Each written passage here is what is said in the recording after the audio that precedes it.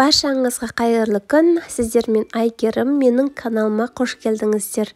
Бүгінгі видеода өте керемет тойымды салаттың рецептісін көрсетемін. Бұл салаттың дәмі кәдімгі оливье салаттың дәміне ұқсас келеді, бірақ құрамына керекті заттары бізде өте қарапайым заттардан тұрады.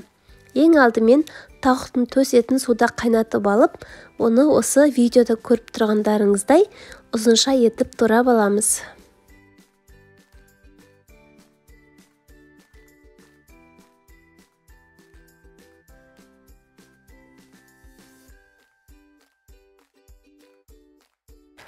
Мінекей, осылай тауықтың төс етін осылай ұзынша етіп барлығын турап аламыз.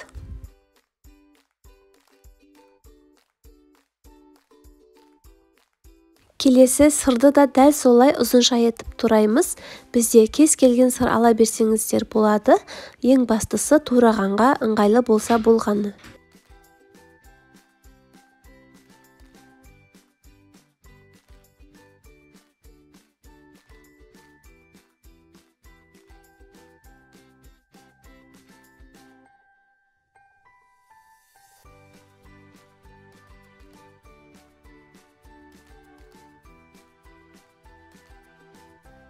Енді келесі краб таяқшаларын да дәл солай ұзынша етіп тураймыз.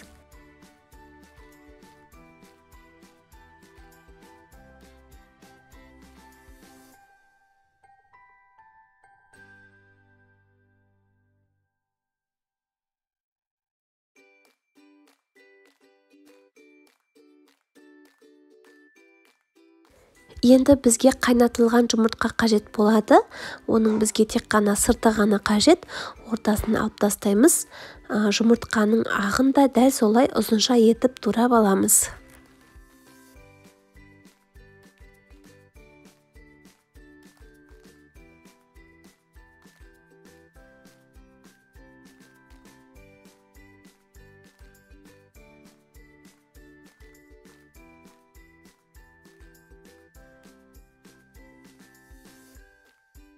Келесі осындай бір банка жүгеріні қосамыз. Енді осындай банкадағы дайын кесілген шампиньондар бар. Арасында бірақ қатты үлкен жері болады. Соларды да осылай ұзынша етіп турап аламыз.